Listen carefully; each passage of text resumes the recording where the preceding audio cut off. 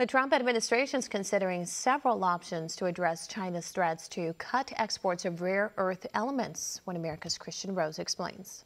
抛售美债，严禁稀土出口。美国要当豺狼，迎接他的只有猎枪。 Mainland China is threatening to restrict exports of rare earth materials to the US in retaliation for US tariffs. The announcement sparked concern China might decimate America's electronics and defense industries with a stroke of a pen. Right now we ship 100% of our product. It's an intermediate concentrate to China for processing because there's essentially no refining capacity elsewhere in the world outside of China. However, economists say despite the name, rare earth materials aren't actually rare. According to Smithsonian Institute, such elements are 10 times more widespread than lead, a very common industrial metal. Mainland China controls 80% of the global rare earth supply, despite having just 37% of deposits of such materials.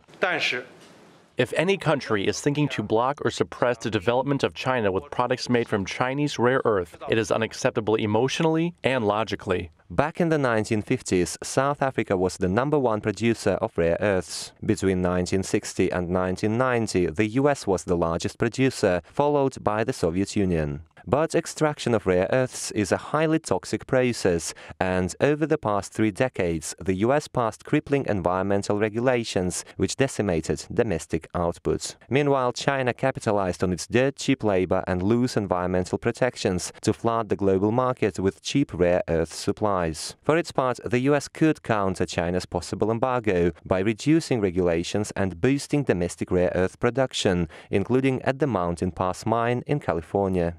The single best ore body in the world. So Mountain Pass, California, is considered the Saudi Arabia. But the majority of the reserves are in China.